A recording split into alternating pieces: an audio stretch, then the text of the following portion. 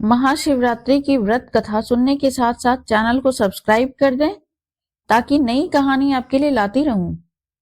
एक बार पार्वती जी ने भगवान शिव शंकर से पूछा, ऐसा कौन सा श्रेष्ठ तथा सरल व्रत पूजन है जिससे मृत्यु लोक के प्राणी आपकी कृपा सहज ही प्राप्त कर लेते हैं।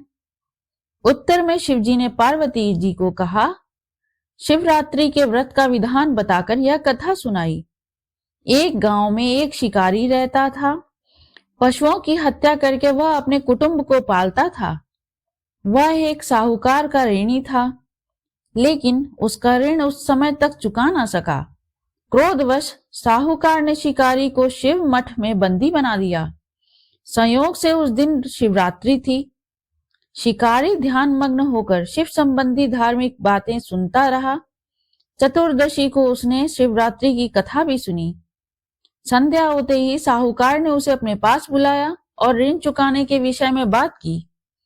शिकारी अगले दिन सारा ऋण लौटा देने का वचन देकर बंधन से छूट गया। अपनी दिनचर्या की भांति वह जंगल में शिकार के लिए निकला, लेकिन दिन भर बंदी गृह में रहने के कारण भूख प्यास से व्याकुल था। शिकार करने के लिए वह एक तालाब के किनारे बेल वृक्ष पर पड़ाव बनाने लगा। बेल वृक्ष के नीचे शिवलिंग था जो विल्व पत्रों से ढका हुआ था। शिकारी को उसका पता ना चला। पड़ाव बनाने समय उसने जो टहनियां तोड़ी वे संयोग से शिवलिंग पर गिरी। इस प्रकार दिन भर भूखे प्यासे शिकारी का व्रत भी हो गया और शिवलिंग पर बेलपत्र भी चढ़ गए। एक पहर रात्रि बीत जाने पर एक गर्भिणी मृगी तालाब पर पानी पीने पहुंची। शिकारी ने धनुष पर तीर चढ़ाकर ज्यों ही प्रत्यंचा खींची, मृगी बोली, मैं गर्भिणी हूं, शीघ्र ही प्रसव करूंगी। तुम एक साथ दो जीवों की हत्या करोगे, जो ठीक नहीं है। मैं अपने बच्चे को जन्म देकर शीघ्र ही तुम्हारे पास प्रस्तुत हो जाऊंगी, तब तुम मुझे मार लेना। शिकारी ने प्रत्यंचा ढीली कर दी और मृगी झाड़ियों में लुप्त हो गई। कुछ ही देर बाद एक और मृगी उधर से निकली। शिकारी की प्रसन्नता का ठिकाना ना रहा। समीप आने पर उसने धनुष पर बाण चढ़ाया। तब उसने देखा मृगी ने विनम्रता पूर्वक निवेदन किया, हे पारधी, मैं थोड़ी देर पहले ही ऋतु से निवृत्त हुई हूं, कामातुर विहरणी हूं, अपने प्रिय की खोज में भटक रही हूं। मैं अपने पति से मिलकर शीघ्र ही तुम्हारे पास आ जाऊंगी। शिकारी ने उसे भी जाने दिया। 2 बार शिकार को खोकर उसका माथा ठनका। वह चिंता में पड़ गया। रात्रि का आखिरी पहर बीत रहा था। तभी एक अन्य मृगी अपने बच्चों के साथ उधर से निकली।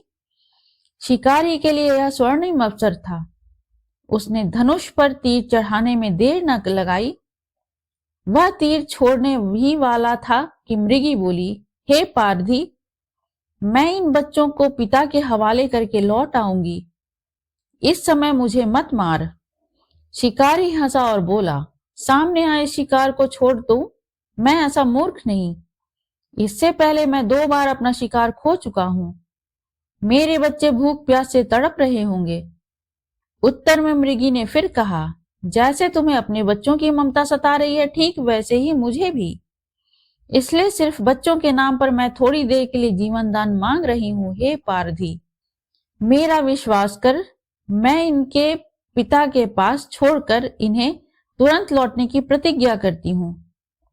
मृगी का दीन स्वर सुनकर शिकारी को उस पर दया आ गई। उसने उस मृगी को भी जाने दिया। शिकार के अभाव में बेल वृक्ष पर बैठा शिकारी बेल पत्र तोड़ तोड़ कर नीचे फेंकता जा रहा था। पौ फटने को हुई तो एक हिष्ट पुष्ट मृग उसी रास्ते पर आया। शिकारी ने सोच लिया कि उस शिकार का अवश्य करेगा। शिकारी की तनी प्रत्यंचा देखकर मृग विनीत स्वर में बोला, हे पारधी भाई, यदि तुमने मुझे पूर्व आने वाली 3 मृगियों तथा छोटे बच्चों को मार डाला है, तो मुझे भी मारने में विलंब न करो, ताकि उनके वियोग में मुझे एक क्षण भी दुख न सहना पड़े। मैं उन मृगियों का पति हूं। यदि तुम्हें उन्हें जीवन दान दिया है, तो मुझे भी कुछ क्षण जीवन दान देने की कृपा करो। मैं उनसे मिलकर तुम्हारे सामने उपस्थित हो जाऊंगा। मृग की बात सुनते ही शिकारी के सामने पूरी रात की घटना चक्र घूम गया।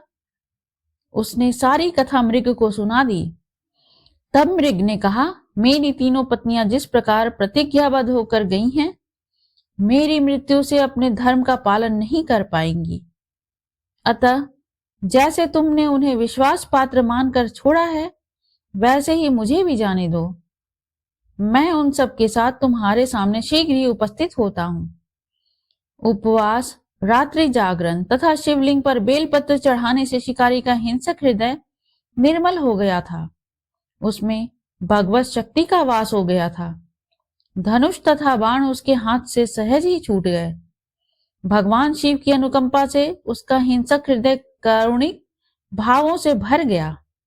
वह अपने अतीत के कर्मों को याद करके पश्चाताप की ज्वाला में जलने लगा। थोड़ी देर बाद मृग सपरिवार शिकारी के समक्ष उपस्थित हो गया ताकि वह अपना शिकार कर सके।